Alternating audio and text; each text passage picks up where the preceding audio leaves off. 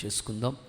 యూదా పత్రిక 1వ అధ్యాయం 5వ వాక్య భాగాన్ని చదువుదాం. ప్రతిరోజు మనం ధ్యానిస్తున్నట్లుగానే ఈ మాటలు జ్ఞాపకం చేసుకుందాం. బైబిల్ చూడండి, ఈ మాటలు చదవండి. ఈ సంగతులన్నీ మీరు ముందటనే ఎరిగి ఉన్నను, నేను మీకు జ్ఞాపకం చేయకూర్చున్నదేమనగా, ప్రభువు ఐగుప్తులో నుండి ప్రజలను రక్షించినను, ప్రభువు ఐగుప్తులోంచి ప్రజల్ని రక్షించినను, వారిలో నమ్మకపోయిన వారిని తరువాత నాశనం చేశాను. ఈ వచనంలో చాలా మాటలు మనం ధ్యానించాం. ఈరోజు నేను మీతో చెప్పాలనుకున్న మాట ఏమిటంటే, నమ్మకపోయిన వారు అనండి ఒకసారి మీ నోటితో. నమ్మకపోయిన వారు, నమ్మలేని వారి గురించి కొన్ని విలువైన మాటలు పరిశుద్ధాత్మ సన్నిధిలో ప్రతి ఒక్కరితో దేవుడు మాట్లాడి బలపరచునుగాక. వాస్తవంగా దాని ముందు ఒక పదం ఉంది. ప్రభు ప్రజల్ని రక్షించినను. ఆల్రెడీ రక్షణ గురించి గత క్లాసెస్లో మీకు ఆల్రెడీ చెప్పినాను కాబట్టి ఇది రిపీట్ అవుతుందని ముందు ఆ వచనం దాటి ఈ మాటలో తెలియజేస్తూ ఉన్నాడు. ప్రజలందరికీ కలగడి రక్షణ గురించి మీకు రాయాలనుకుంటున్నానని యూదా ప్రారంభమే అది, ఆ కాన్సెప్ట్. ఆల్రెడీ నేను మీకు రక్షణ 3 విధాలుగా ఉంటుందని వివరాలన్నీ మీకు చెప్పాను కాబట్టి ప్రజల గురించి గత రాత్రి విన్నాం మనం. ఈరోజు నమ్మకపోయిన వారు, నమ్మలేని వారి గురించి వాక్యపు వెలుగులో దేవుడు మనతో మాట్లాడి బలపరచునుగాక. యూదా ఈ పత్రికను రాస్తున్న ఉద్దేశాలు ఒక్కొక్కటిగా తెలియజేస్తున్నాడు. ఈ సంగతులన్నీ వారు విన్నారు. వారు విశేషమైన ఆసక్తి కలిగిన వారుగానే ఉన్నారు. ఇవన్నీ కూడా దైవజనుడు చెప్తున్నాడు, ఒక్కొక్క మాటలు చెప్తున్నాడు. కొంతమంది అయితే భక్తిహీనులు అయిపోయారు, కొంతమంది అయితే దేవుణ్ణే వద్దనుకుని విసర్జించేశారు.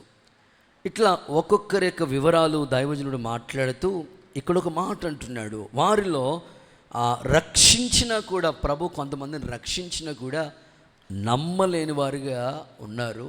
దేవుడు వాళ్ళని తరువాత నాశనం చేసినట్లుగా ఆ మాటలు చూస్తూ ఉన్నాం. నిజంగానే భక్తి జీవితం అనేది ఆ నమ్మకం మీదే ఆధారపడి ఉంది. క్రైస్తవ్యము ఒక మంచి ఫౌండేషన్. ఒక వ్యక్తి క్రీస్తు ప్రభుని అంగీకరించడం అనేది నమ్మకాన్ని బట్టి ఆధారపడుతుంది. యేసయ్య కూడా ఆ మాటలు చెప్పారు. నమ్మకాన్ని బట్టి ఏదైనా జరుగుతుంది. అయితే చాలామంది దేవుడు రక్షిస్తున్న ప్రజల్ని చూస్తున్నా కూడా వారిలో నమ్మకం ఏర్పడలేదు, నమ్మని వారుగానే మిగిలిపోతున్నారనే మాట దైవజనుడు ఇక్కడ ఈ మాటలు తెలియచేస్తున్నాడు. చూడండి, కొన్ని సందర్భాలు మీ ముందు జ్ఞాపకం చేయాలని ఆశపడుతున్నాను. బీపీఎల్ అనే ఒక క్యాప్షన్ మీరు వినుంటారు. కింద రాసుంటుంది, believe in the best. Kalyani jewellers, నమ్మకమే జీవితం అంట. ఏంటో ఇవి ప్రజలు ఎంత అద్భుతంగా నమ్ముతున్నారో. ఇంకొక మాట కూడా ఉంది, వెల్ఫేర్. నమ్మకానికి అమ్మకం వంటిది, అంటే అమ్మా నాన్నల వంటిదంట. ఇలాంటి మాటలు ప్రజలు ఎంత అద్భుతంగా నమ్ముతున్నారో. అసలైన విషయాలు ప్రజలు నమ్మట్లేదు. ప్రజలు ఏమి నమ్మేస్తున్నారు తెలుసండి? ఇర్మియా అంటాడు, ప్రజలంట అబద్ధాలని నమ్మేస్తున్నారంట, అబద్ధపు మాటల్ని నమ్ముతున్నారంట. మీరు ఇర్మియా గ్రంథంలో 7వ అధ్యాయం 8వ వచనం చూస్తే, జనులు అబద్ధపు మాటల్ని నమ్ముతూ ఉన్నారు, అవి వారికి నిష్ప్రయోజనమే అంటున్నాడు. నమ్మవలసిన విషయాలు నమ్మకుండగా అబద్ధాలని ప్రజలు నమ్మేస్తూ ఉన్నారు. ఒకడు తుమ్మాడంట, ఒకడు తుమ్ముతో ఒకడు పుట్టాడంట. అది అసలు ఎంత, అసలు నమ్మటానికి సఖ్యంగా ఉందో? అసలు కాళ్ళలోంచి వచ్చారండి, అసలు కాళ్ళలోంచి మనిషి వస్తాడండి? అసలు కోతిలోంచి వచ్చాడండి, కోతిలోంచి మనిషి వస్తాడండి? ప్రజలు అబద్ధం మాటలు నమ్ముతున్నారు, అవి వాళ్ళకి నిష్ప్రయోజనమే. అందుకే చూడండి, పేపర్లో నమ్మించి మోసాలు, ఘరానా మోసాలని ఎన్నెన్నో వార్తలు వింటూ ఉంటారు మనం. సో నిజంగా నేను కొంతమంది యవనస్తులు చూస్తున్నప్పుడు చాలా విచిత్రం అనిపిస్తూ ఉంటుంది. అందులో ఎక్కువగా మోసపోతున్న వాళ్ళని చూస్తూ ఉంటుంటే చాలా బాధ అనిపిస్తూ ఉంటుంది. అక్కోళ్ళు మీరు చాలా మెలకుగా ఉండాలి, చాలా జాగ్రత్తగా ఉండాలి. ఎందుకు సిస్టర్స్ అని చెప్తున్నానంటే, ఎక్కువ శాతం మోసపోతూ ఉంటారు. వాళ్ళు వస్తారు, ప్రేమికుడని వస్తాడు, వచ్చి ఒక గులాబీ ఫ్లవర్ అది ఉదయం పుష్పించి సాయంకాలానికి వాడిపోయే ఆ ఫ్లవర్ని చూసి ఇదిగో ప్రేమిస్తున్నా నేను అని ఆ ఫ్లవర్ చూపించినప్పటికే ఈ అమ్మాయి నమ్మి మోసపోతూ ఉంటుంది. ఆ ఫ్లవర్ ఎంతసేపు ఉంటుంది, ఎంతసేపట్లో వాడిపోతుంది, కనీసం అది అర్థమైతే ప్రేమ అనే మాయలోకి వెళ్ళరు అసలు. ప్రజలు చాలామంది అబద్ధపు మాటల్ని నమ్మేస్తున్నారు. అవి వాళ్ళకి నిష్ప్రయోజనము. ఇక్కడ దైవజనుడు చెప్తున్నాడు, ప్రజలు ప్రభు వాళ్ళని రక్షిస్తున్నా కూడా ఇంకా నమ్మని వారుగా ఉండి నాశనం అయిపోయారు అని మాట్లాడుతున్నాడు. ఈ వర్తమానాన్ని నేను మీకు 2 విధాలుగా వివరించాలని ఆశపడుతున్నాను. ఇంట్రడక్షన్లో ఉపోద్ఘాతం అంతా కూడా నమ్మలేని ఒక 3 వ్యక్తుల్ని మేము ముందు పెడతాను. సబ్జెక్ట్ అంతా కూడా వేటిని మనం నమ్మాలో సబ్జెక్ట్గా మీకు చెప్తాను. సో ఈ ఇంట్రడక్షన్లో మనం ఆలోచిస్తూ ఉంటుంటే, నమ్మలేని వారు బైబిల్లో దేవుని కార్యాలు కానీ, ప్రభు దైవికమైన స్వస్థతలు కానీ, నమ్మక ఆయన యొక్క పునరుద్ధానాన్ని గురించి కానీ నమ్మలేని వారిగా మిగిలిపోయిన వాళ్ళు చాలామంది కనిపిస్తారు. అందులో ఒక 3 మేము ముందు ఈ ఇంట్రడక్షన్లో గుర్తు చేస్తాను. పరిశుద్ధ గ్రంథంలో నమ్మలేని వ్యక్తులు చాలామంది ఉన్నారు. అందులో ఫస్ట్ వన్ జకరియా. ఎట్లా అనంటే, జకరియా ఎలిజబెత్ వీళ్ళిద్దరు కూడా దంపతులుగా ఉన్నారు, మంచి భార్యాభర్తలుగా ఉన్నారు.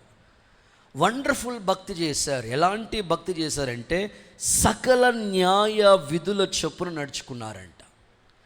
దేవుని దృష్టికి నిందారహితులుగా ఉన్నారంట, నీతిమంతులుగా ఉన్నారు, అన్నీ పర్ఫెక్ట్గా ఉన్నాయి. వంతు ప్రకారంగా దేవాలయానికి వెళ్ళి క్రమం చొప్పున ప్రార్థన చేసేవారంటే, ఎంత ప్రేయర్ లైఫ్ ఉందో చూడండి ఒకసారి. నీతి న్యాయాలు అనుసరిస్తున్నారు, యథాప్రకారంగా వంతు ప్రకారం ప్రేయర్ చేసుకుంటున్నారు, అన్నీ బాగున్నాయి. భర్త ఒకలాగా భార్య ఒకలాగా ఇద్దరు ఒకే తాటి మీద వెళుతున్నారు. వాళ్ళు ఎప్పట్లాగే వాళ్ళు దేవుని మందిరానికి వెళ్ళి ప్రార్థన చేసుకునే అలవాటు ఉంది. వంతు ప్రకారమే జకరియా వెళ్ళి ప్రార్థన చేసుకుంటూ ఉన్నాడు. వెళ్ళి ప్రేయర్ చేసుకుంటూ ఉంటుంటే దేవదూత ప్రత్యక్షమైంది. జకరియా, నీ ప్రార్థన వినబడింది, నీకు చక్కని కుమారుణ్ణి అనుగ్రహిస్తాడు దేవుడు. ఆ కుమారుడు గొప్పవాడై నిజంగానే అనేకుల్ని దేవుని వైపుకు త్రిప్పుతాడు. అతనికి యోహాను అని పేరు పెట్టాలని దేవదూత ఆయనకి ప్రత్యక్షమై ప్రార్థన ఆలకించి వెంటనే సమాధానం ఇస్తే జకరియా నమ్మలేదు. దేవుని యొక్క దేవదూతే స్వయంగా వచ్చి మాట్లాడిన జకరియా నమ్మలేదు. నాకేంటి, వృద్ధాప్యంలో పిల్లలు పుట్టడం ఏంటి, ఇది అయ్యే పని కాదు, ఇది అసాధ్యము, నమ్మడానికి అవకాశం లేదన్నట్లుగా నమ్మకుండగానే ఆయన క్వశ్చన్ మార్క్గా ఆ లైఫ్ ఉండిపోయింది. వెంటనే దేవుడు అతనితో మాట్లాడిన మాటలు ఏమిటంటే, ఇదిగో నీవు దేవుడు చెప్పిన మాట నమ్మట్లేదు కదా, ఇదిగో నీకు పిల్లోడు పుట్టి వాడికి పేరు పెట్టేదాకా నీకు మాటలు రావు, మౌనం అయిపోతావు, మోగోడు అయిపోతావు అని చెప్పినారు. దేవాలయంలోంచి ప్రార్థన చేసుకుని ప్రార్థన ముగించుకుని బయటకు వస్తే అక్కడ ప్రజలు చూస్తూ ఉంటుంటే మాటలు రావట్లేదు, అబ్బాయి ఏదేదో అంటున్నాడు, అసలు మోగోడు సైకిల్ చేస్తూ ఉన్నాడు. ఏమైందిరా, వెళ్ళేటప్పుడు బాగానే వెళ్ళాడు, వచ్చేటప్పటికి ఇట్లా తేడా వస్తుంది అంటే అనుకుంటున్నారు ప్రజలు. ఈ లోపల దేవుడు చెప్పిన మాట నెరవేరింది. చక్కగా ఎలిజబెత్ గర్భాన్ని ధరించి చక్కని కుమారుడికి జన్మనిచ్చింది. ఇప్పుడు ఏం పేరు పెడదాం అని అనుకుంటుంటూ వాళ్ళ తాత పేరు పెడదామా, నాయనమ్మ పేరు పెడదామా, ఎవరి పేర్లు కలిసి ఉన్నట్లుగా ఉంటాయి అన్నీ చూసేటట్లుగా. చూడండి, మన వాళ్ళు సెలెక్ట్ చేసే పేర్లు చూస్తూ ఉంటుంటే అసలు నాగ వీర వెంకట అమ్మో చాలా అక్కడ కొన్నిసార్లు అనిపిస్తూ ఉంటుంది నాకు, ఆ పేర్లు పాస్పోర్ట్లో కాదు కదా, ఎయిర్పోర్ట్లో కూడా సరిపోదేమో అనిపిస్తుంది, అంత పొడవు ఉంటుంది పేర్లు. చూస్తున్నారు, సెలెక్ట్ చేసుకున్నారు, ఎవ్వరూ సెట్ అవ్వట్లేదు. వెంటనే పలక తీసుకొస్తే ఆ పలక మీద యోహాను అని రాశాడు. అప్పుడు మాటలు వచ్చాయి. స్తోత్రం చెప్పండి ఒకసారి, హల్లెలూయా. చూడండి, ఆ మాటలు మీకు ఒక రిఫరెన్స్ ఇస్తాను. మీకు జకర్యా నమ్మకపోవటం వల్ల మోగోడైపోయాడు. చూద్దాం ఆ మాట. లూకా సువార్త 1వ అధ్యాయం 20వ వాక్య భాగం. లూకా, నా మాటలు వాటి కాలమందు నెరవేరుతాయి. నీవు వాటిని నమ్మలేదు గనుక, నువ్వు నమ్మలేదు గనుక ఈ సంగతులు జరిగే వరకు నీవు మాట్లాడక మోగోడు అయిపోతావు. వాస్తవంగా జకర్యా ఆ మాట నమ్మలేదు. ఈరోజు జకర్యా ప్లేస్లో నిన్ను ఒకసారి జ్ఞాపకం చేసుకో. నీతో కూడా ఎన్నో ప్రామిస్లు దేవుడు చేశాడు కదా. డిసెంబర్ 31వ రోజు 31st దేవుని ప్రామిస్ విన్నాం. ప్రతిరోజు డైలీ దేవుని వాక్యం చదువుతున్నప్పుడు ఎన్నో వాగ్దానాలు వింటున్నాం. ఎవ్రీ సండే దేవుని వాక్యాలు వింటూ ఉన్నాం. ఈ 40 days ఫాస్టింగ్ ప్రేయర్స్లో 30 days నుంచి దేవుని మాటలు వింటూనే ఉన్నాం.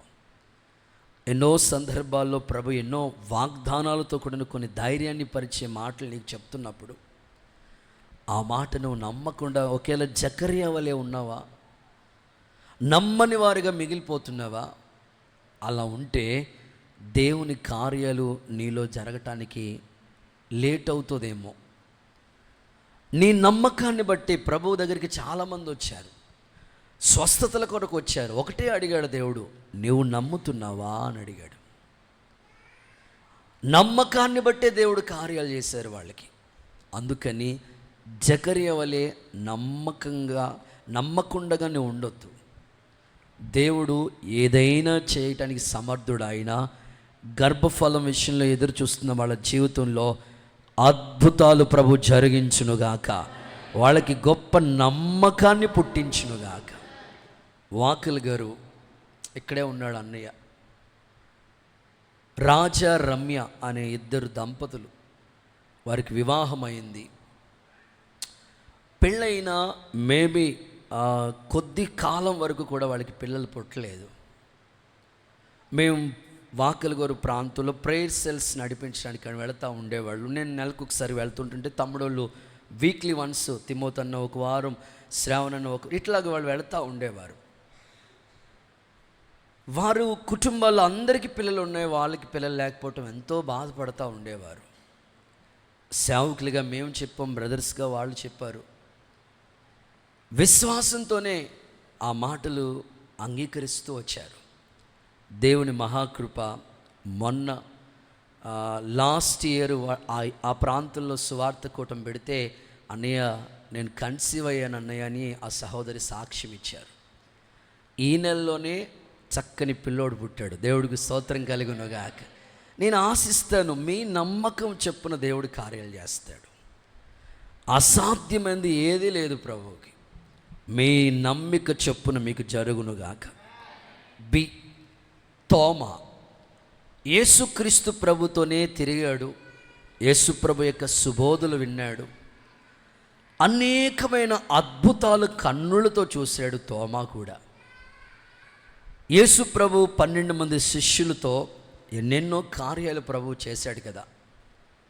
కానీ తోమా ఒకసారి యేసుక్రీస్తు ప్రభు మరణాన్ని జయించి తిరిగి లేచిన తర్వాత వారందరూ ఒక గదిలో ఉంటే వాళ్ళ మధ్యలోకి వచ్చి మీకు సమాధానం కలుగునుగా కానీ ప్రభు చెప్పాడు. ఆ సమయంలో తోమా లేడు. శిష్యులు అన్నారు తోమా వచ్చిన తర్వాత, ఇప్పుడే మేము ప్రభుని చూసాము, ఆయన చేతులు మమ్మల్ని తాకాయి. నేను నమ్మను అసలు. ఆయన గాయాల్లో చేతులు ఉంచితేనే తప్ప నేను పొరపాటు నమ్మను అన్నాడు. నమ్మలేదు అసలు.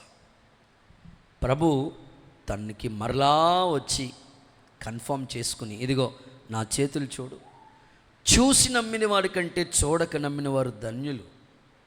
ఎప్పుడైతే ఆయన మనోనేత్రాలు వెలిగించబడ్డాయో మన దేశానికి వచ్చి దేవుని కొరకు హతసాక్షి ఓ బలమైన సేవ చేయగలిగాడు తోమా. దేవునికి స్తోత్రం.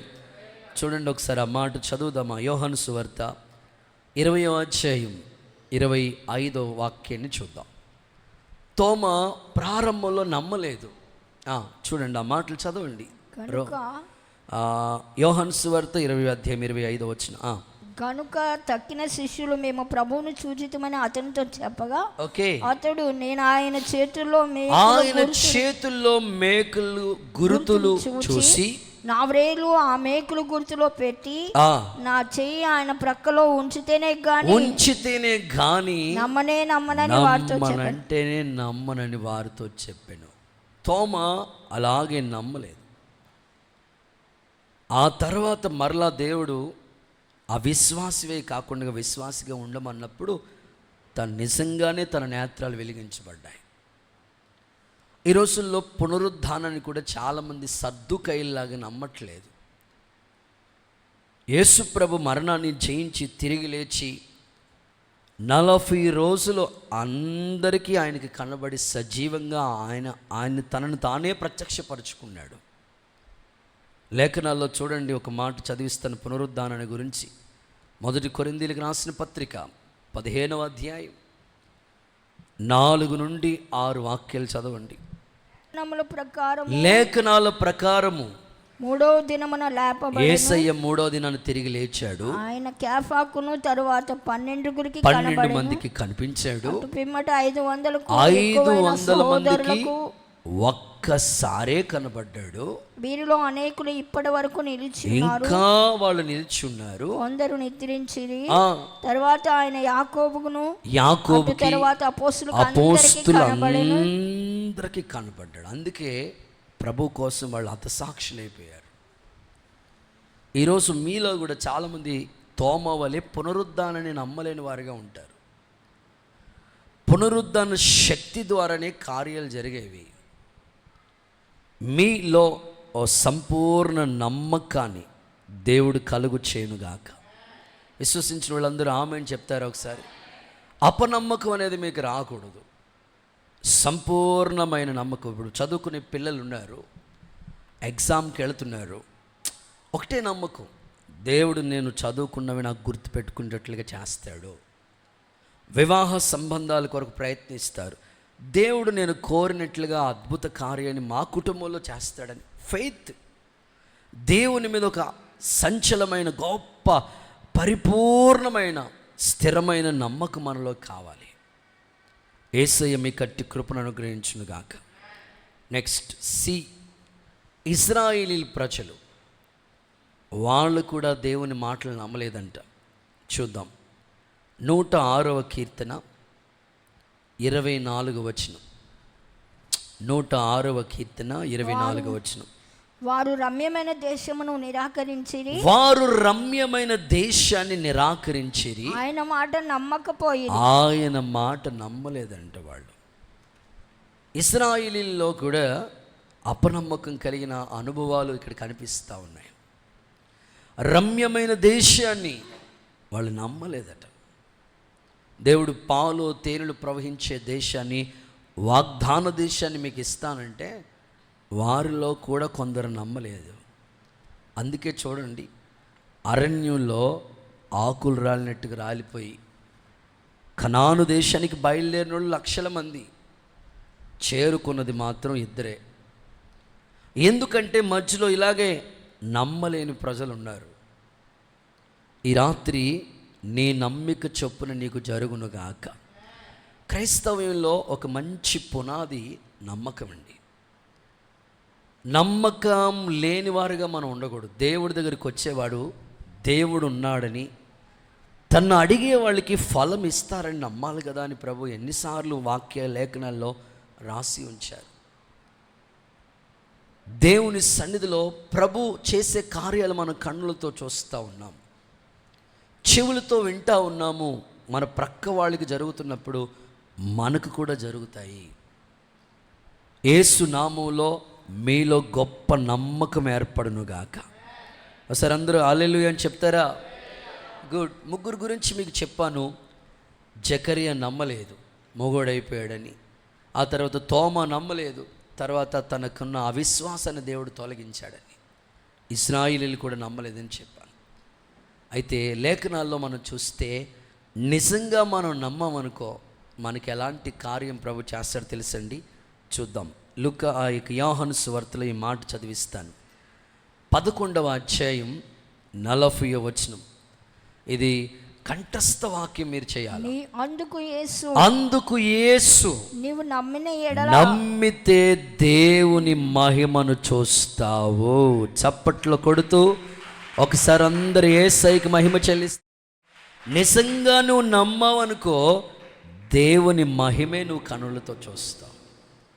అది దేవుడు వారి కుటుంబంతో చెప్తున్నాడు. వాస్తవంగా బేతనియాలో మరియా, లాజరు, మార్తా ఈ కుటుంబంలో యేసుప్రభు వెళ్తూ ఉండేవారు, వస్తూ ఉండేవారు. ఒకసారి లాజరుకి జబ్బు చేసిందని ప్రభుకి కౌరు పెట్టారు. రావటం ఆలస్యమైంది, ఈ లోపల చచ్చిపోయాడు. లాజరు చనిపోతే 4వ రోజు యేసుప్రభు బయలుదేరి వస్తూ ఉన్నాడు. నేను అనుకుంటుంటాను, ఈ స్టోరీ చెప్పినప్పుడల్లా ఇలా అనుకుంటాను, మన ఇంట్లో మన కుటుంబాల్లో ఎవరికైనా బాగోలేదని పాస్టర్ గారికి కౌరు పెట్టారు. 4వ రోజుకి వచ్చారనుకోండి, ఎక్స్పైర్ అవ్వలేదు, బాగలేదని కౌరు పెట్టారు, రావటం 4 రోజులు లేట్ అయిందనుకోండి, అప్పుడు ఎట్లా ఉంటుందంటే మీ టాకింగ్ పవర్ అసలు ఇంక మామూలుగా ఉండదు, అసలు దద్దరిల్లిపోతుంది సౌండ్. ఏమంటారు తెలుసా?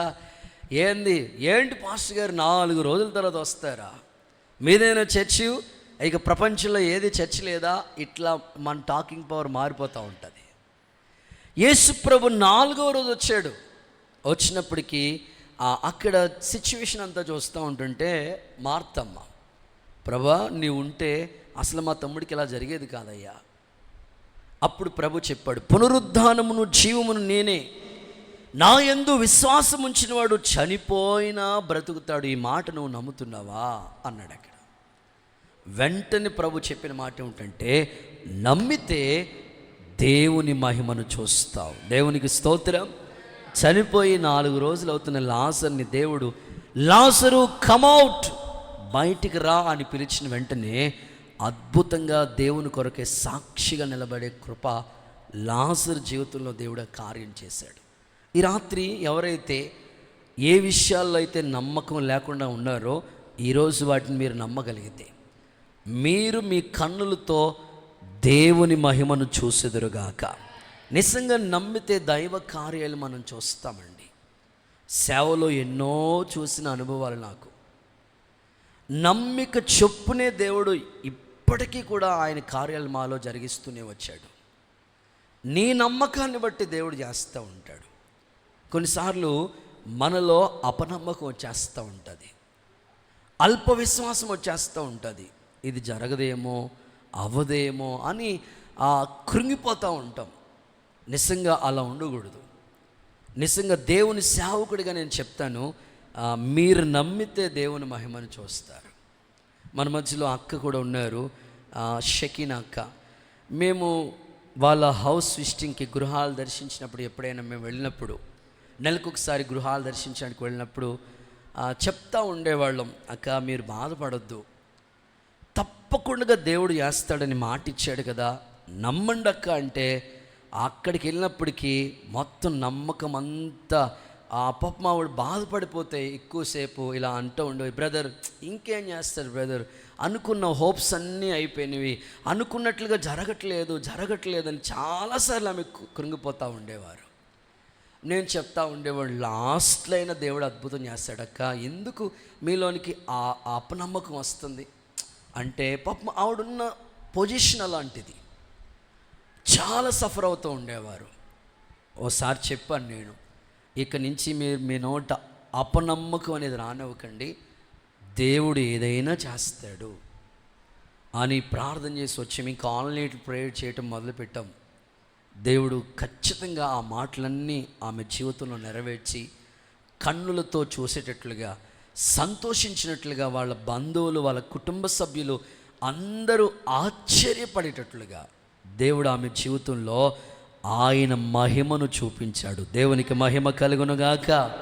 ఈ రాత్రి అదే చెప్తున్నాను, మీలో కూడా దేవుడు ఎన్నో కార్యాలు జరగలేని వాళ్ళు, అలా క్వశ్చన్ మార్క్గా ఉండిపోయిన వాళ్ళు ఇక్కడ చాలామంది ఉన్నారు, లైవ్లో వింటున్న వాళ్ళు కూడా ఉన్నారు. అయితే మీరు నమ్మితేనే దేవుని మహిమను చూసేది. మేము ఎంత గట్టిగా ప్రార్థన చేసినా, ఎన్ని రోజులు ఉపవాసాలు ఉన్నా, మీలో నమ్మకాన్ని బట్టే కార్యాలు ప్రభు చేసేది. ఇప్పుడు డాక్టర్ గారి దగ్గరికి వెళ్తాం, వెళ్ళిన తర్వాత డాక్టర్ గారు చూసి టెస్టులు చేసి స్కానింగ్లు అన్నీ చూసిన తర్వాత మెడిసిన్ ఇచ్చారు. ఉదయం, మధ్యాహ్నం, సాయంకాలం మీరు రోజు వాడవలసిన మెడిసిన్ ఇచ్చాడు. మీరు వాడితేనే కదా ఆ హెల్త్ కండిషన్ సెట్ అయ్యేది.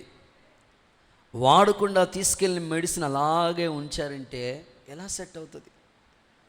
మీలో కూడా నమ్మకం అనేది ఒక దేవుడు ఒక విత్తనంగా ఇచ్చాడు. అది ఎప్పుడు కూడా మీరే వృద్ధి చేసుకోవాలి. మీ నమ్మిక చొప్పున దేవుని కార్యాలు చూసేటట్లుగా మీలో బలమైన నమ్మకాన్ని దేవుడు కలుగు చేయునుగాక.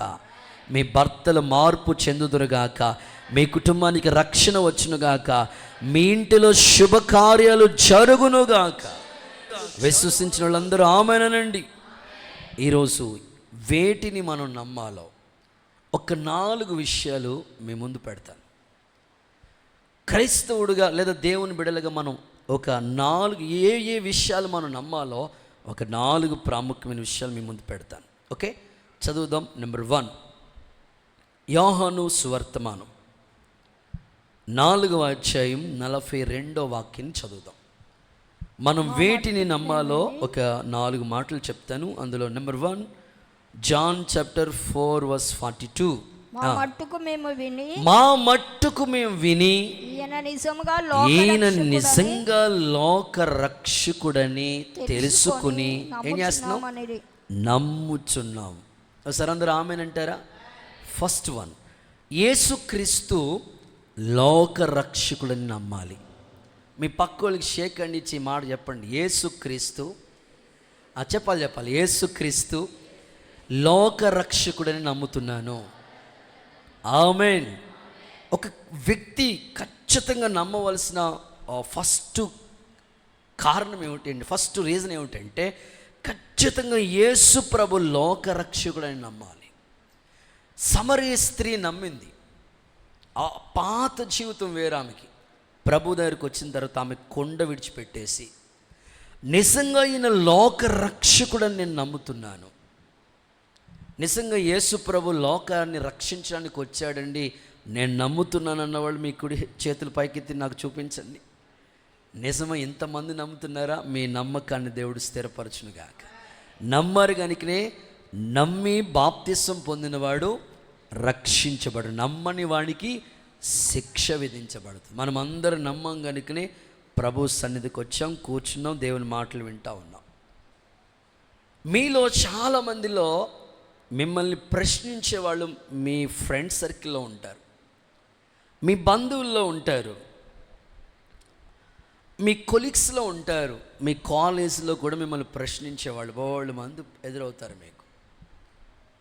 యేసు ప్రభు దేవుడా అని మిమ్మల్ని క్వశ్చన్ చేసేవాళ్ళు కొంతమంది ఉంటారు. మీరు ఖచ్చితంగా చెప్పాలి, యేసు ప్రభు దేవుడు. ఎందుకంటే ఎవ్వరూ చేయలేని గొప్ప త్యాగం ఆయన ఒక్కడే చేశారు.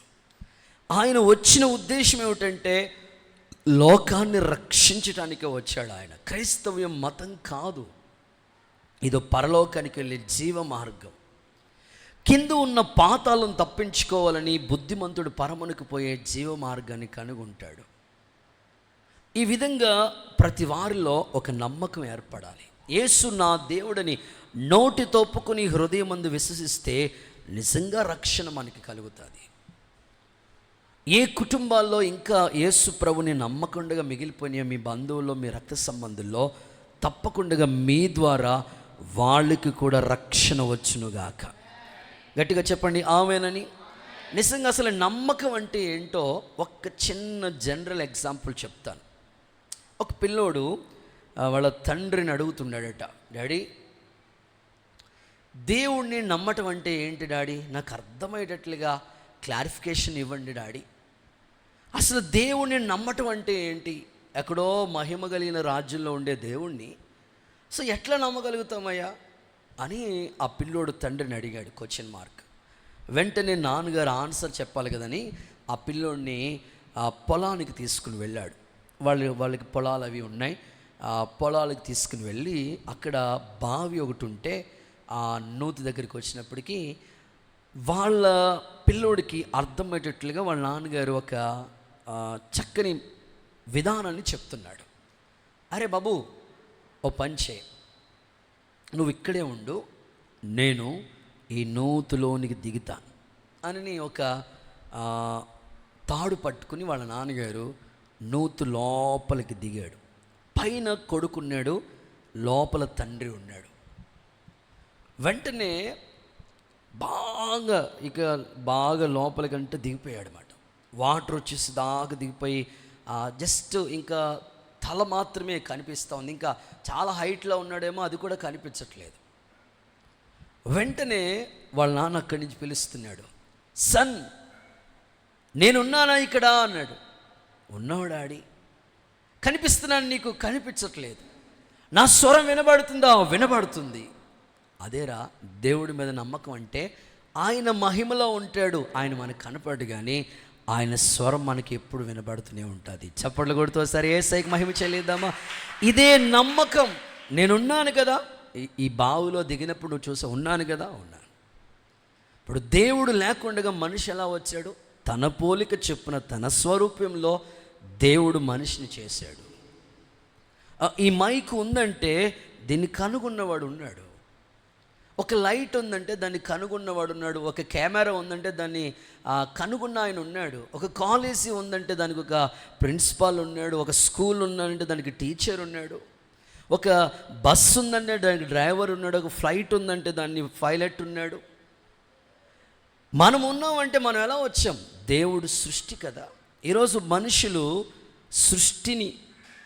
సృష్టిని పూజిస్తూ ఉన్న సృష్టికర్తను విడిచిపెట్టేసి నిజంగా దేవుడు లోకాన్ని రక్షించడానికి వచ్చాడని, లోక రక్షకుడని నమ్మిక అనేకుల్లో కలుగునుగాక.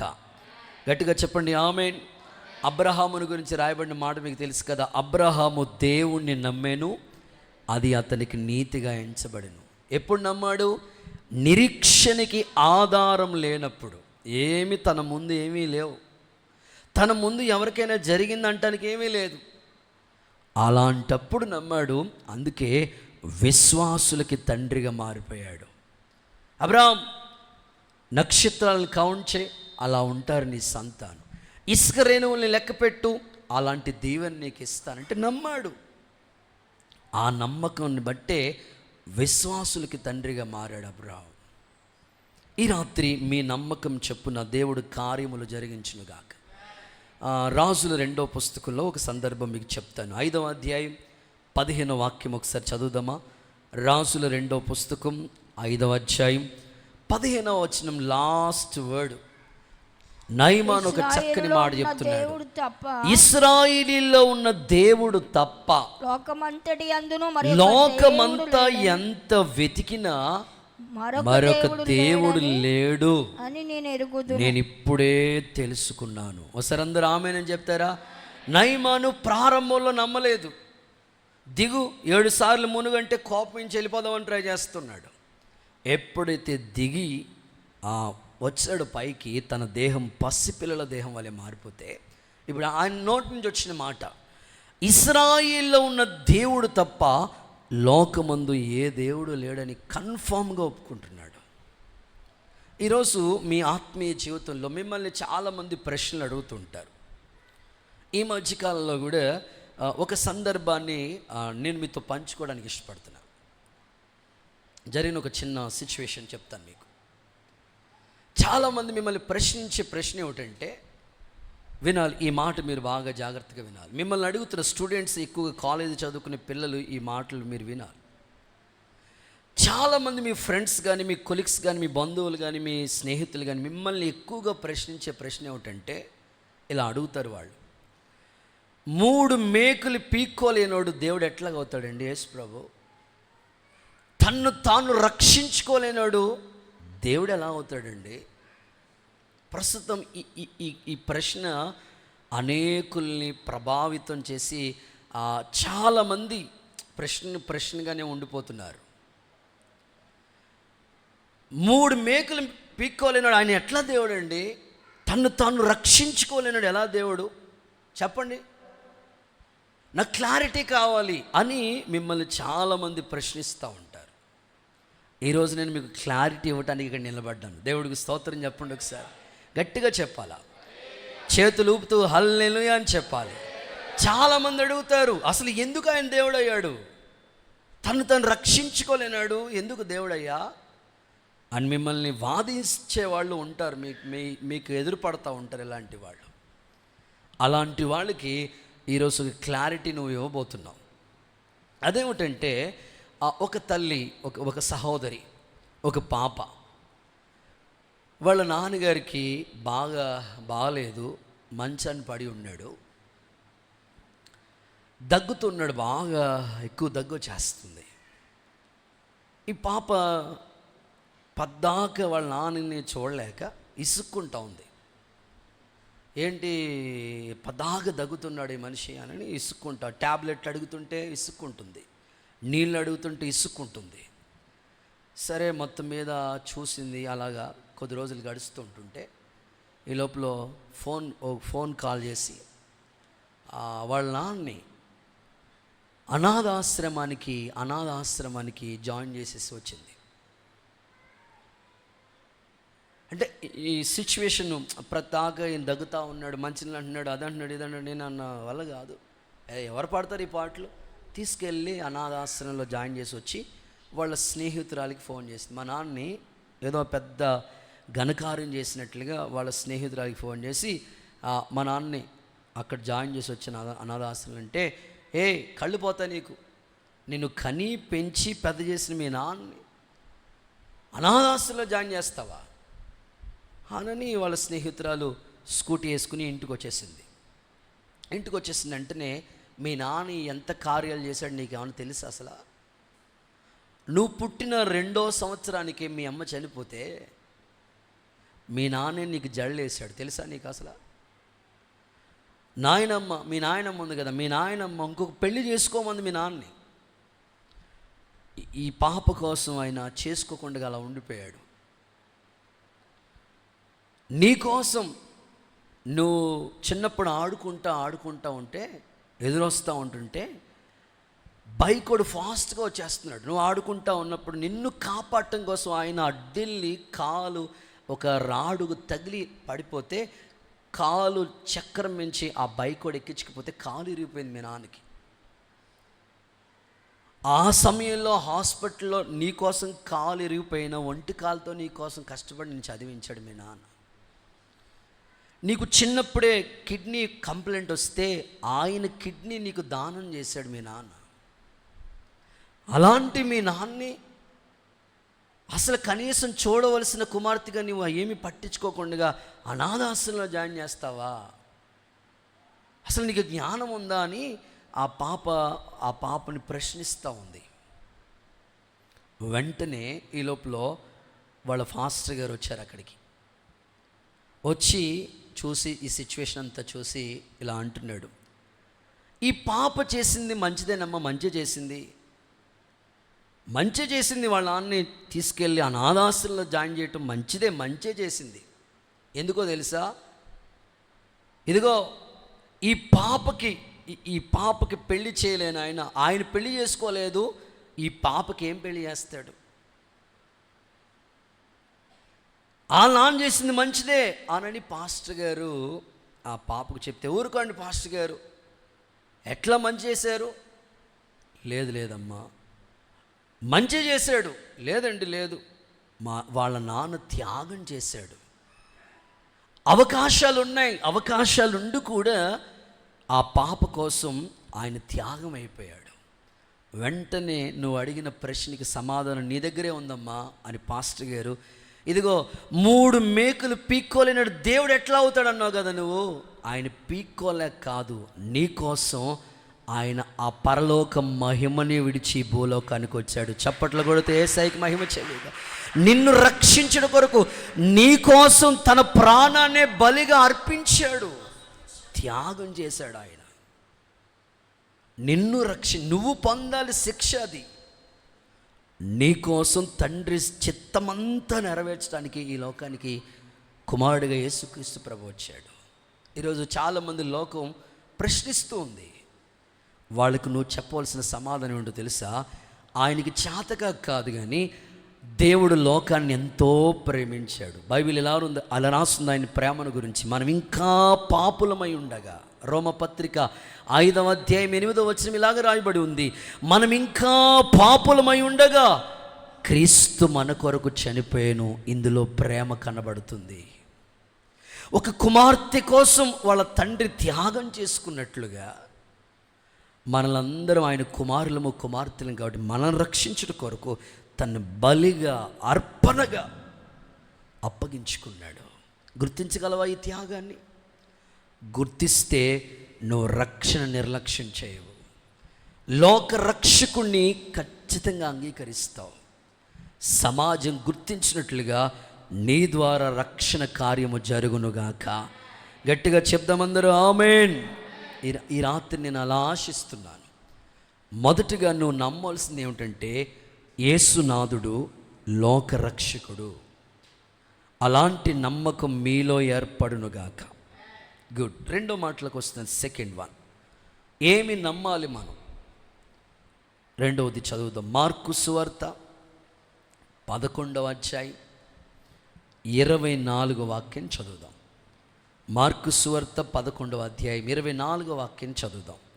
అందుచేత ప్రార్థన చేయనప్పుడు మీరు అడుగుచున్నవన్నీ కూడా పొందామని ఆల్రెడీ పొందేశామని నమ్మండి. రెండవది, అడుగుచున్నవి పొంది ఉన్నామని నమ్మాలి. నువ్వు ఏ ప్రార్థన అంశాలు దేవుని పాదాల దగ్గర పెట్టి అడుగుతున్నావో, ప్రేయర్ పాయింట్స్ రాసుకుంటాం కదా మనం. ఇప్పుడు ప్రతిరోజు డైలీ ఈ 30 days నుంచి మనం ప్రేయర్స్ చేస్తూనే ఉన్నాం. ఏమైతే ప్రార్థనలు చేసామో అవి ఆల్రెడీ పొందేశాము అని మనం నమ్మాలి. చేస్తాడంటావా? జరుగుతుందంటావా?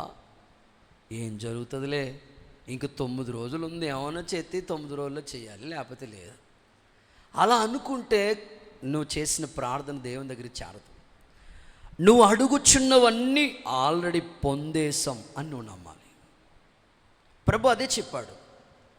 యేసయ్య సేవకుడిగా నేను కూడా మీ నుంచి కోరుకుంటున్నాను, ఏ ప్రార్థన అంశాలు నువ్వు చేసుకుంటున్నావు వ్యక్తిగతంగా, పర్సనల్ ప్రేయర్, లేకపోతే సంఘంలో ఏకీభవించి, ఇంకా నీ ఎదుటున్న ఈ మిగిలిన 9 రోజుల్లో ఏమైతే ప్రార్థనలు నువ్వు చేయాలని నిర్ణయించుకున్నావో, ఈ ప్రార్థనలన్నీ దేవుని దగ్గర నుంచి సమాధానం నేను ఆల్రెడీ పొందాను, దేవుడు నాకు ఇచ్చాడు అని నువ్వు కన్ఫర్మ్గా ఒప్పుకుని నమ్మి విన్నపాలు చేయి.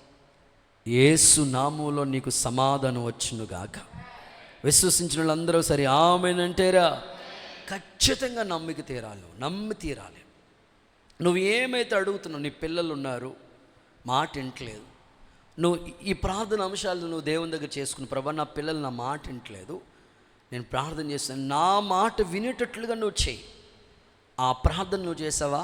ఆల్రెడీ అది ఒప్పుకుని చేసావు కాబట్టి నీ పిల్లలు నీ మాట విన్నట్లుగా దేవుడు కార్యములు మొదలుపెట్టునుగాక. నీ భర్త మారలేదా? నువ్వు ఈ ప్రార్థన అంశాల్లో ప్రార్థన చేస్తూ నా భర్తకి రక్షణ ఇచ్చినందుకు స్తోత్రమయ్యా అని నువ్వు విశ్వసించి చెప్పు, కన్ఫామ్గా చెప్పు. నీ నమ్మిక చొప్పున దేవుడు జరిగించునుగాక. యేసయ్య అన్నాడు, రొట్టెని అడిగితే ఆయన రాతినిస్తాడా? ఇంకా చేపను అడిగితే పామునిస్తాడా? మీ పరలోకపు తండ్రి శ్రేష్టమైన ఈవుల్ని మీకు ఇస్తాడు కదా, మీరెందుకు నమ్మట్లేదు? ఈ రాత్రి మీరు చేసే ప్రార్థనలో ఆల్రెడీ దేవుడు నాకు ఇచ్చేసాడు. సేవకులైతే చర్చెస్ కట్టాలి, మందిరాలకి స్థలాలు కావాలి, ఆత్మలు రక్షించబడాలి, ఆల్రెడీ దేవుడు నాకు ఈ కార్యము చేసేసాడు అని నమ్మి నువ్వు ప్రార్థించాలి. అప్పుడు దేవుని కార్యాలు నీలో చూస్తావు. కొన్ని అనుభవాలు ఇందులో మీకు జ్ఞాపకం చేయాలని ఆశపడుతున్నాను. చేతులెత్తి ఒకసారి హల్లెలూయా చెప్తారా? యేసయ్య ఇలా అన్నాడు, నా నామం పేరిట మీరు నన్ను ఏమి అడిగినా నేను చేస్తానన్నాడు. మీరు ఏమి అడిగినా నేను చేస్తానన్నాడు, నా నామం పేరిట చేస్తానన్నాడు. ఇందులో నేను ఒక కొద్ది మంది చేసిన ప్రార్థన విన్నపాలు మీకు జస్ట్ గుర్తు చేస్తాను. ఏలియా దేవుణ్ణి అడుగుతున్న విధానం చూద్దాం ఒకసారి.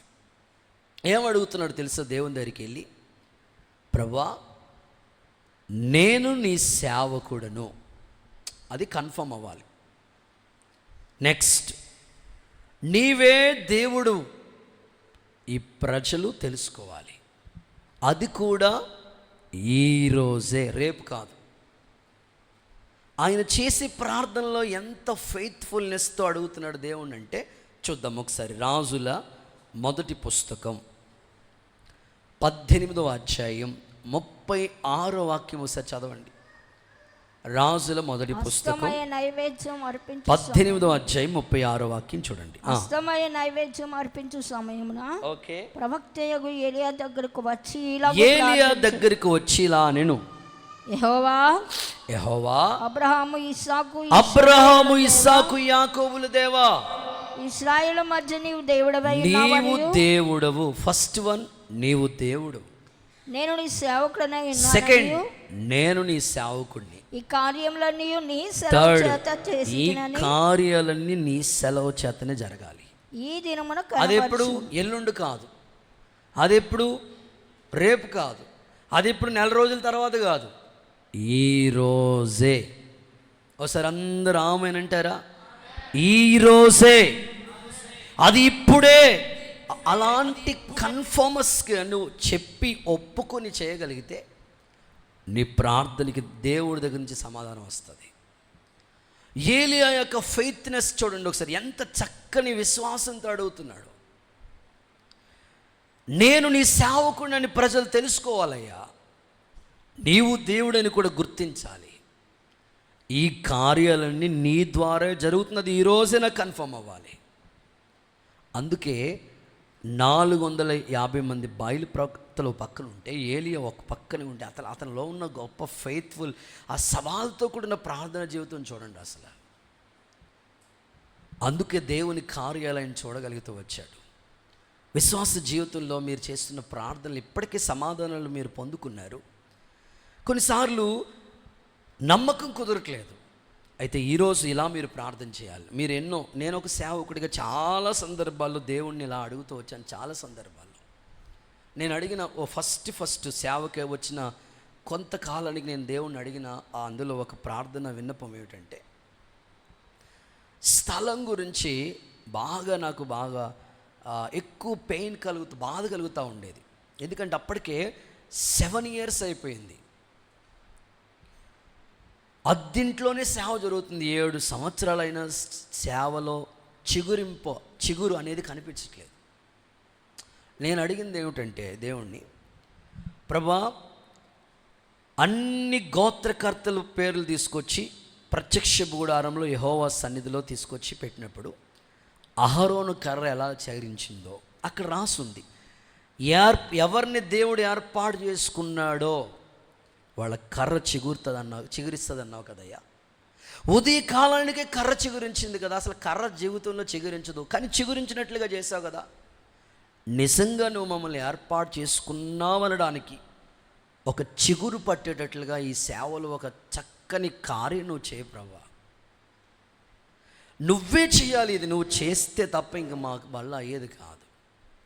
అదే అడిగాను దేవుణ్ణి నేను. మా నాయనమ్మ వచ్చి నన్ను బాగా ఇబ్బంది పెడతా ఉండేది. ఒరే అన్నీ వదిలేసి ఎందుకు వచ్చేసావురా నువ్వు? అన్నీ ఉన్నాయి, పొలాలు ఉన్నాయి, స్థలాలు ఉన్నాయి, ఇల్లున్నాయి, అన్నీ వదిలేసుకుని దేవుడా అని వచ్చేసావు. ఏం చేశాడు దేవుడు నీకు? నాకు ఆ మాట రోషంగా తీసుకున్నాను నేను. ఇటు ప్రక్కన మా మావయ్యేళ్ళు, రే జాబ్ చేయరా నువ్వు, మేము బ్యాంకులో ఉద్యోగం చేస్తున్నాం, వచ్చి నువ్వు నీకు జాబ్ చేపిస్తాం అనని. ఓ పక్కనేమో మా నాన్నగారు మహిమలోకి వెళ్ళిపోయారు. సో అన్ని పరిస్థితులు నా కళ్ళ ముందు ఎలా ఉన్నాయంటే ఒక సవాలుగా ఉన్నది. నాకు సేవలో ఒక సవాల్తో కూడిన పరిస్థితి నాకు ఏర్పడింది. ఆ సంవత్సరం 2015 సంవత్సరం. అది నాకు బాగా గుర్తు. 2015లో దేవుడు నాకు ఇచ్చిన ప్రామిస్ ఏమిటంటే, నిన్ను గొప్ప చేయ మొదలు పెడతాను. దేవునికి స్తోత్రం కలుగునుగాక. నిన్ను గొప్ప చేయటం నేను మొదలు పెడతాను. ఆ సంవత్సరమే దేవుని దయ వల్ల 7 చోట్ల స్వార్థ సభలు పెట్టేశాం. వచ్చిన కానుకలు సభల కొరకే ఖర్చు పెట్టేశాం. ఇక అదే సంవత్సరం స్థలం ఇచ్చాడు, అదే సంవత్సరం మందిరం కట్టించాడు, అదే సంవత్సరం మందిరం ప్రారంభోత్సవం కూడా చేశాడు. దేవునికి మహిమ కలుగునుగాక. నేను అదే అడిగాను, దేవుని చిగురింప చేయాలి సేవను. నువ్వు నిజంగా పిలిచావంటానికి ఇదొక గుర్తు నాకు కావాలయ్యా. ఆ సంవత్సరమే దేవుడు ఆ కార్యాలు చేశాడు. కనుక మీ జీవితంలో కూడా చాలా అడుగుతున్నారు మీరు దేవుణ్ణి. అయితే అడిగినవన్నీ పొందేశాం ఆల్రెడీ అని నమ్మకంతో అడగండి, దేవుడు కార్యములు జరిగించునుగాక. హన్నా దేవుని దేవాలయంకి వెళ్ళి ప్రార్థన చేసేటప్పుడు ఎంత కన్ఫామ్గా అడుగుతుంది, ఒక్క మగ పిల్లోడు, ఆడపిల్లాడా నువ్వు ఎవరెవరిని అని అనలేదు, కన్ఫామ్గా అడుగుతుంది, మగ పిల్లవాడు. ఆమె ప్రార్థనలో నమ్మకంతో అడిగింది కనుక అలాగే దేవుడు చేశాడు. సొలొమోను ప్రార్థన చూడు,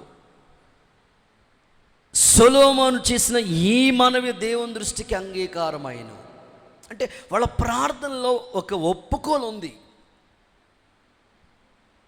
దేవుని సేవకుడిగా నేను మీతో చెప్తున్నాను, విశ్వాసులైన మీ జీవితంలో ఏది అడుగుతున్నారో ఆల్రెడీ అది మీకు ఇచ్చేసాడని నమ్మి అడగండి, ప్రభు కార్యములు చేయనుగాక. వచ్చిన వాళ్ళెల్లా మాకు ఇక్కడికి ఎవరైనా సేవకులు మమ్మల్ని చూడటానికని లేదా ఈ మినిస్ట్రీ పరిచయం చూడటానికని అలాగ అదే వేలో రోడ్డు మీద వెళతా ఒకసారి చూసి వెళ్దామని లోపలికి వస్తూ ఉంటారు. వచ్చిన వాళ్ళల్లా ఒకటే మాట చెప్తూ ఉంటారు. ఏమంటారంటే వాళ్ళు, పాస్టర్ గారు ఈ గ్రౌండ్ ఈ స్థలం అంతా మీదేనా అంటారు. మేమేమంటాం వెంటనే, అవునయ్యా ఆమేనంతే. ఇంకా అదే ఒకటే మాట, మీ నోటి మాట దేవుడు స్థిరపరచునుగాక. సురేష్ అయ్య గారు ఫస్ట్ క్యాంపస్లో అడుగు పెట్టారు. అక్కడ రేక్ షెడ్ ఉండేది. ఆయన వెళ్తూ ఈ స్థలాలన్నీ కొనేసే అన్నాడంతే. స్తోత్రం చెప్పండి. ఆ ఒకే మాట, ఆ పరిశుద్ధుల నోట వచ్చిన మాట అదే. అంటే పెద్ద సేవకులు అడుగు పెట్టినప్పుడు వాళ్ళు విశ్వాసంతో పలికి వెళ్ళారు. ఆ మాట మేము నమ్ముతూ వచ్చాం. మీరు నమ్మండి, మీ ఇంట్లో కార్యాలు దేవుడు చేస్తాడు. ఇచ్చాడు. మీ పిల్లల యొక్క భవిష్యత్తు ఉందా, వాళ్ళ పెళ్ళిళ్ళ కార్యక్రమాలు ఉన్నా, మీ ఇల్లు గురించి ప్రయత్నిస్తున్నారు, ఆర్థిక ఇబ్బందులతో సతమతమవుతున్నారా, ప్రమోషన్ కోసం ఎదురు చూస్తున్నారా, బిజినెస్ డెవలప్మెంట్ కొరకు ఏ కార్యాలు మీరు ఎదురు చూస్తున్నారు, కళ్ళతో చూస్తున్నారో అవి ఆల్రెడీ జరిగిపోయినని విశ్వసించండి. యేసు నామములో జరుగునుగాక. ఓకే, 3 మాటలకు వెళ్ళిపోతుంది. థర్డ్ వన్, 1 యేసుక్రీస్తు లోక రక్షకుడని నమ్మండి. 2 అడుగుచున్నవన్నీ పొందేశామని నమ్మండి. 3వది రోమపత్రిక 8వ అధ్యాయం 39వ వాక్యం. రోమీలకు రాసిన పత్రిక 8:39. చూద్దాం త్వరగా చూడాలి ఈ మాట. రోమపత్రిక 8:39. మరణమైన జీవమైన దేవదూతలైనను ప్రధానులైనను ఉన్నవి అయినను రాబోవునవైనను అధికారులైనను. 8వ అధ్యాయం 39వ వచనం. మన ప్రభువైన యేసుక్రీస్తు నందలి దేవుని ప్రేమ నుండి మనల్ని ఎడబాపు నేరవని రూఢిగా నమ్ముచున్నాను. ఆమేనండి. ఒకసారి అక్కడ పై వచనాలు చెప్తాడు, కరువైన, వస్త్రహీనత అయినా, హింస అయినా, ఏవైనా సరే క్రీస్తు ప్రేమలో నుండి ఏది ఎడబాపలేదు అని నమ్మాలంట. చెప్పండి, ఏమని నమ్మాలంట మనం? ఆ క్రీస్తు ప్రేమలో నుండి ఏది మనల్ని ఎడబాపలేదు అని నమ్మాలంట. ఈ నమ్మకం చాలామందిలో ఉండదు. కరువు వచ్చిందంటే ఇంకా దేవునికి దూరం అయిపోతామేమో, శ్రమ వచ్చిందంటే దేవునికి వెనకడుగు వేసేస్తానేమో, కరువైనా, వస్త్రహీనత అయినా, ఉపద్రవాలే ఎదురైనా క్రీస్తు ప్రేమల నుండి మనల్ని ఎవ్వరు ఎడబాపలేరు. ఇది మీరు కన్ఫామ్గా ఒప్పుకోవాలి, నమ్మాలి. అది పౌలు అదే చెప్తున్నాను, నేను రూఢిగా నమ్మొచ్చు. రూఢిగా అంటే ఖచ్చితంగా, నిశ్చయముగా నమ్ముతున్నాను. అన్నీ బాగున్నప్పుడు దేవుడు అంటాం, అందరం దేవుడు అంటాం. కొంచెం శ్రమ వచ్చి, కొంచెం కష్టం వచ్చి, కొంచెం ఇబ్బందులు వచ్చి, కొన్ని తట్టుకోలేనంత శోధనలు మనకి ఎదురవుతున్నప్పుడు దేవుని మీద నమ్మకం కుదరదు మనకి. అందుకే పౌలు ఈ మాట కూడా చెప్పేశాడు. ఆయన ఏది దేవుని ప్రేమలోంచి నిన్ను వేరు చేయలేదు. అసలు నీకోసం ప్రాణమే ఇచ్చేసింది ఆయన ప్రేమ. అంత ప్రేమ గల దేవుడికి నువ్వెప్పుడు దూరం కావు. దైవజనుడిగా నేను నమ్ముతూ ఈ మాట మీకు చెప్తున్నాను. ఏది క్రీస్తు ప్రేమలోంచి మిమ్మల్ని దూరపరచకుండా ఉండునుగాక. లోక ప్రేమలు ఎన్నో ఉన్నాయి. తల్లి ప్రేమ ఉంటుంది, తండ్రి ప్రేమ ఉంటుంది, అన్నదమ్ముల ప్రేమ ఉంటుంది, అక్కచెల్లెల ప్రేమ ఉంటుంది, స్నేహితుల ప్రేమ ఉంటుంది. రకరకాల ప్రేమలు మనం టేస్ట్ చూస్తూ ఉంటాం. తెలుసు వాళ్ళని చూస్తూ ఉన్నప్పుడు వాళ్ళ ప్రేమ మనకు అర్థమవుతుంది. వీళ్ళందరి ప్రేమలో ఎక్కడో కొంచెమైన స్వార్థం ఉంది, కానీ యేసయ్య ప్రేమలో నిస్వార్థమైన ప్రేమది. అందుకొరకే దేవుని ప్రేమలో నుండి మనల్ని ఏది ఎడబాపలేదు.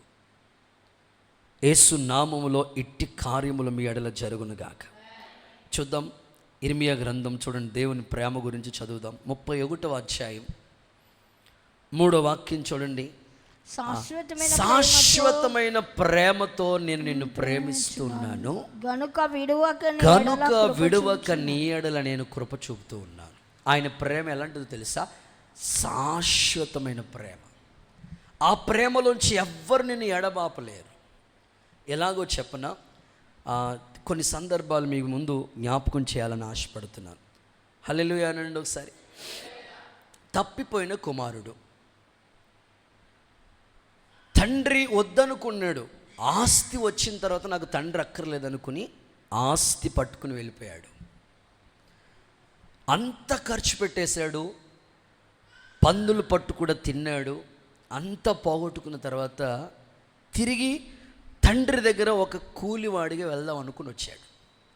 కానీ తండ్రి ప్రేమ చూడు, పోగొట్టేసిన అంతా ఆర్పేసిన దూరం నుండి చూసి ప్రేమ చేర్చుకుందంట ఆయన్ని. అందుకే ఆ పదాల్లో ఆ పాటలో ఇలా వర్ణించారు. డి మైనర్లో అనుకుంటా ఆ పదాల్లో ఇలా వర్ణించారు. ఏమని వర్ణించారంటే, నీ ప్రేమ నాపై ఎన్నడు మారదు యేసయ్యా, జీవిత కాలమంతా ఆధారం నీవేనయ్యా. హల్లెలూయా. నీ ప్రేమ ఎన్నడూ మారదు. ఇప్పుడు ఆ తండ్రి ప్రేమ చూడండి, అన్ని పోగొట్టేసినా కూడా ఇంకా చేతులు చాపుతూ చేర్చుకున్నాడు. తన కోసం విందు చేయించాడు, తన కోసం వస్త్రాలు ఇచ్చాడు, తన కోసం ఉంగరం అనే అధికారం ఇచ్చాడు, తన కోసం చెప్పులు ఇచ్చాడు. ఎలా ఇవ్వగలుగుతాడు? ఒక వ్యక్తి అన్ని పోగొట్టేసిన తర్వాత మరలా చేర్చుకోలేడు కదా. ఇది తండ్రి ప్రేమ, ఇది శాశ్వత ప్రేమ. అందుకనే మనల్ని దేవుడు ఎప్పుడు కూడా దూరం అయిపోవాలని నేను ఎప్పుడు అనుకోడు, సమీపంగానే ఉండాలనుకుంటాడు. కొన్నిసార్లు మనమే దేవునికి దూరం అవుతూ ఉంటాం. కొన్నిసార్లు మనమే దేవుని ప్రేమను అర్థం చేసుకోకుండా ఆయనకి దూరం అయిపోతూ ఉంటాం. సరిగ్గా సహవాసంలో ఉండం, ప్రార్థనలో ఉండం, పరిచర్యలో ఉండం, సన్నిధిలో కూర్చోటానికి ఇష్టపడం. అయినా చేతులు చాపుతున్నాడు ఆయన. దినమెల్లా చేతులు చాపుతున్నారు. ఇంకా ఆయన ప్రేమను అర్థం చేసుకునే వాళ్ళు ఇంకా అర్థం చేసుకుంటారేమో అని. ఆయన ప్రేమలో ఎప్పుడు మార్పు లేదండి. సేవా పరిచర్య కోసం కూడా దేవుడు కొంతమందిని ఆయన ఎంపిక చాలా అద్భుతంగా ఉంటుంది. ఆయన ఏర్పాటు చేసుకుంటాడు. పేతురుని చూడండి, ప్రేమిస్తున్నావా నీవు, ప్రేమిస్తున్నావా నీవు ఎన్నిసార్లు అడిగాడో. పేతురుకి కష్టం వచ్చినప్పుడు దేవుని విడిచి వెళ్ళిపోయాడు. చాలా సందర్భాలు ఉన్నాయి, ముమ్మారు బొంకాడు, కానీ కాదనలేదా ప్రేమ, మరలా స్వీకరించాడు. అదే పేతురు ద్వారా దైవ కార్యం జరగాలి. పీటర్, ఈ బండ మీదే నా సంఘాన్ని కట్టాలి నీవు. అసలు దేవుని ప్రేమ ఎంత గొప్పదండి బాబు. వద్దనుకోవాలి అసలు పేతుర్ని, కానీ మరలా తీసుకుంది ఆయన ప్రేమ. నిజంగా మనం ఒక్కసారి ఆయన ప్రేమను గురించి ఆలోచిస్తే ఏది కూడా దేవుని ప్రేమలోంచి మనల్ని వేరు చేయలేదు. అందరిని దేవుడు సంపూర్ణతలకు నడిపించునుగాక. మంచి సమరేయుడి స్టోరీ ఒకసారి గుర్తు చేసుకోండి. ఎంత ప్రేమ, ఆయన మీద ఎంత ప్రేమ చూపాడంటే, కొరప్రాణంతో విడిచి వెళ్ళిపోతే, ఎవరు పట్టించుకోకపోతే, మంచి సమరయుడు జాలిపడి గాయాలు కట్టి నూనె పోసి మరలా పూటకొని వాడి ఇంటికి తీసుకెళ్ళి అక్కడ ఆహారం పెట్టమని నిర్ణయించి, ఏమైనా తక్కువ వస్తే మరలా నేను వచ్చినప్పుడు ఇస్తానని ఒక బాధ్యత అప్పగించి వెళ్ళాడు. ద్రాక్ష తోటలో ఒక అంజూరపు చెట్టు నాటిన ఆ ఉపమానం ఒకసారి గుర్తించుకోండి. 3 సంవత్సరాలు నేను చూస్తున్నాను, ఈ చెట్టు ఏమైనా ఫలం ఉంటుందేమో అని ట్రై చేస్తున్నాను, ఒక్క ఫలం లేదు, వేస్ట్ అయిపోతుంది, నీకు ల్యాండ్ తీసేయి అని అంటుంటుంటే తోటమాలి ఎంత ప్రాధేయపడుతున్నాడండి. ఈ ఒక్క సంవత్సరం ఇవ్వండి అయ్యా అవకాశం, ఈ ఒక్క ఛాన్స్ ఇవ్వండి అయ్యా, ఈ ఫాస్టింగ్ ప్రేయర్లోనే ఏమైనా మారుతాడు, ఒక్క అవకాశం ఇవ్వండి అయ్యా. తోటమాలి అడుగుతున్నాడు, ప్రాధేయపడుతున్నాడు. ఆయన ప్రేమ చూడండి. ఫలించినా సరే, లేకపోతే నువ్వు అన్నట్లు అంటే ఆ వ్యక్తిని పోగొట్టుకోవడానికి ఇష్టపడలేదు. 99 గొర్రెలు ఉన్నాయని సాటిస్ఫాక్షన్ అవ్వట్లేదు. ఆయన పోగొట్టుకున్న తప్పిపోయిన ఆ గొర్రె గురించి ఆలోచిస్తున్నాడు. ఆయన ప్రేమ అది. యేసు నామములో మనమందరం క్రీస్తు ప్రేమలో నిలిచి ఉందుముగాక. ప్రేమలోంచి దూరం కాకుండా, ఏది ఎడబాపు లేదని స్థిరమైన పునాది మీద కట్టబడదుముగాక. గుడ్. చివరి మాట చెప్పి ముగిస్తాను. ఆఖరి మాట, మనం ఏది నమ్మాలి అని అంటే చూద్దాం. నిర్గమాకాండం 14వ అధ్యాయం 31వ వచనం. యెహోవా ఐగుప్తీయులకు చేసిన గొప్ప కార్యమును ఇశ్రాయేలు చూచిరి గనుక, ఇశ్రాయేలీయులు చూశారు గనుక ఆ ప్రజలు యెహోవాకు భయపడి యెహోవా యందును ఆయన సేవకుడైన మోషే యందు నమ్మిక ఉంచిరి. చాలు. ఆఖరిగా 4వది, దైవజనుణ్ణి నమ్మాలి. ఇశ్రాయేలు ప్రజల ఎదుట ఒక అద్భుతమైన కార్యం ప్రభు చేశాడు. ఎర్ర సముద్రం 6 నేలగా మారిపోయింది. ఈ సముద్రంలో ఉన్న నీళ్లు ఇటుపక్కన గోడలాగా మధ్యలో బైపాస్ రోడ్ లాగా దేవుడు చేసేసాడు. మోషే సముద్రం మీద కర్ర చాపినప్పుడు ఈ అద్భుతం జరిగింది. వెంటనే వాళ్ళలో వచ్చిన నమ్మకం ఏమిటంటే, దేవుని మీద ఒక నమ్మకం ఉంది, అంతకంటే దైవజనుడి మీద ఒక నమ్మకం వాళ్ళకి ఏర్పడింది. విశ్వాసులుగా మీతో చెప్పాలనుకుంటున్న మాట ఏమిటంటే, దైవజనుడి మీద ఒక నమ్మకం మనలో ఉంది. ఆ నమ్మకం ఎప్పటికీ అలాగే ఉండాలి, చెరగని నమ్మకంగా ఉండిపోవాలి. ఎందుకు అంటే, దైవజనుడు ఏది చేసినా మన కొరకే, లేదా తన జీవితమే దేవునికి అంకితం చేసుకున్నాడు కనుక, ఆయన ఉన్నదే సేవ కొరకు. సేవకులు వచ్చిందే ప్రభు యొక్క దివ్యమైన సేవ కొరకు. సంపూర్ణమైన నమ్మకం దైవజనుడి మీద మనం కలిగి ఉండాలి. కొన్నిసార్లు అపవాది దైవజనుడి మీద నీకున్న నమ్మకాన్ని ఎలాగైనా తొలగించాలని వాడు ప్రయత్నాలు చేస్తూ ఉంటాడు. ఎప్పటికీ కూడా మోషే మీద ఇశ్రాయేలు ఎంత నమ్మకం ఉంచారంటే, దేవుని మీద ఎంత నమ్మకం ఉన్నదో దైవజనుడి మీద కూడా అంతే నమ్మకం ఉన్నది. మీరు కూడా అదే ప్యాట్రిన్, అదే సిద్ధాంతం, అదే డాక్ట్రిన్లో సాగిపోవటానికి గొప్ప నమ్మకం దైవజనుడి మీద మీకు ఏర్పడునుగాక. గనురాలిన స్త్రీకి ఎంత నమ్మకం ఉందండి సేవకుడి మీద. ఈరోజు ఆదివారం కాదే, ఈరోజు ప్రత్యేకమైన స్పెషల్ ప్రేయర్ మీటింగ్ కాదు కదా, ఎందుకు వెళ్తున్నావు సేవకుడి దగ్గరికి?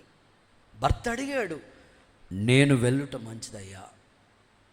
అంత మాత్రమే కాదు, భర్త అన్యుడే, ఇదిగో మన ఇంటికి వచ్చుచున్న దైవజనుడు అందరిలాంటి కాదు ఆయన భక్తి కలిగిన సేవకుడు. ఆయన కొరకు ఒక గది కట్టించాలి మనం ఖచ్చితంగా. ఇంటి పైన గది కట్టించి బల్ల, పీట, దీపస్తంభం ఇవన్నీ ఏర్పాటు చేయాలంతే. సేవకుడి మీద ఎంత నమ్మకం ఉంటే ఆమె అలా చేయగలుగుతుందండి. అకుల్లా, ప్రిస్కిల్లా వాళ్ళ నమ్మకాలు చూడండి. డేరాలు కుడుతూ ఉండేవాడు, వాళ్ళ ఇంట్లోనే అద్దెకున్నాడు దైవజనుడు. అన్నీ చూశారు వాళ్ళు. ఇప్పుడు ఏమంటున్నారు తెలుసా? అవసరమైతే దైవజనుడు కొరకు మా ప్రాణాలైనా ఇచ్చేస్తాయి. ఏమండి, ఒక విశ్వాసి సేవకుడు కొరకు ప్రాణాలు ఇవ్వటానికి తెగించిందంటే సేవకుడి మీద ఎంత నమ్మకం ఉందో ఆమెకి. ఈరోజు ఒక దైవజనుడిగా నేను కోరుకుంటున్నాను, నీవు కన్నులతో చూస్తున్నది దేవుడు నిన్ను నడిపిస్తున్న దైవజనుడి యొక్క విధానము, పద్ధతి, ప్రార్థన జీవితం, సమర్పణ, వైరాగ్యం, వాక్య ప్రత్యక్షతలు, దేవుని ఎడల ఆయన కలిగి ఉన్న సమస్తాన్ని నీ కన్నులతో నువ్వు చూసినప్పుడు, వింటున్నప్పుడు ఆధ్యాత్మికమైన విషయాల్లో ఇంకా ఎక్కువ నమ్మకం ఏర్పడి, ఇలాంటి దైవజనులు నేటి సంఘానికి కావాలయ్యా. అయ్యా, ఇలాంటి దైవజనులు అనేక దైవజనులు సిద్ధపరచాలయ్యా అని ఎప్పటికీ ఇదే నమ్మకంతో నూతన భక్తిని మనం చేయదుముగాక. ఒక్క రిఫరెన్స్ ఇస్తున్నానండి. దినవృత్తాంతాలు 2వ పుస్తకం 20:20 2 Chronicle chapter 20 verse 20. అంతటా వారు ఉదయమునే లేచి తెకోవా అరణ్యమునకు పోయిరి. ఓకే, వారు పోవుచుండగా యెహోషాపాతు నిలవబడి, ఓకే, యూదావారులారా, ఇశ్రాయేలు వంశస్థులారా, నా మాట వినుడి, నా మాట వినండి. మీ దేవుడైన యెహోవాను నమ్ముకొనుడి. దేవుణ్ణి నమ్మండి, అప్పుడు మీరు స్థిరపరచబడతారు. అక్కడితో ఆగిపోయాడా? నమ్ముకొనుడి. అక్కడితో ఆగిపోయిందా? లేదు. ఆయన ప్రవక్తల్ని కూడా మీరు నమ్మండి, అప్పుడు మీరు కృతజ్ఞతులవుతారు. దేవునికి స్తోత్రం కలుగునుగాక. నిజంగా ఎప్పుడైతే వాళ్ళకి ఆ నమ్మకం ఏర్పడిందో, ఇప్పుడు యుద్ధం ఎలా జరుగుతుందో తెలుసా? గన్నులు, ఆయుధాలు తీసుకోలేదు వాళ్ళు. యెహోషాపాతు పాటలు పాడేవాడిని నిలబెట్టాడు. వాళ్ళు పాడటం మొదలుపెట్టారు. శత్రువులు వాళ్ళే పొడుచుకున్నారు. గొప్ప ఆశీర్వాదం అక్కడ బెరాకా లోయ, ఒక గొప్ప ఆశీర్వాదం వాళ్ళు చూశారు అక్కడ. ఈ రాత్రి ఒక దైవజనుడిగా నేను ఈ మాటలు మీతో చెప్తున్నాను. సేవకుని మీద నీకు ఎంత నమ్మకం ఉందో, ఇంకా నమ్మకం అధికమై దేవుడు కొరకై రోషం కలిగి సేవ చేస్తున్న సేవకులు ఇలాంటి వాళ్ళు కావాలయ్యా అని పరిపూర్ణ నమ్మకంతో, దేవుని మీద ఉన్న నమ్మకం వలె సేవకుని మీద కూడా అదే నమ్మకంతో నువ్వు పరిచర్యలో సాగిపో. యేసయ్య అట్టి కృప నీకు అనుగ్రహించునుగాక. గట్టిగా ఒకసారి ఆమేన్ చెప్పండి. నేను నిజంగా ఆశ్చర్యపోతూ ఉంటానండి కొన్ని సందర్భాల్లో.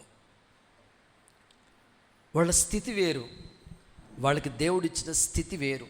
అంటే ఒక ఉన్నత స్థితి, మంచి జాబే ఇచ్చాడు దేవుడు, వాళ్ళకి మంచి గృహాలు ఇచ్చాడు, అన్నీ ఇచ్చి ఉంటాడు దేవుడు. కొన్నిసార్లు వాళ్ళు సేవకులుగా మా దగ్గరికి వచ్చి ప్రార్థన సహాయాన్ని కోరుకుని మా చేతిలో వాళ్ళు కానుక పెడుతున్నప్పుడు మాకు అనిపిస్తూ ఉంటుంది, అరే ఈ కానుకతో వాళ్ళు ఏదైనా చేసుకోవచ్చు కదా, ఏదైనా చేసుకోవచ్చు, వాళ్ళ కష్టార్జితం అది ఏదైనా చేసుకోవచ్చు.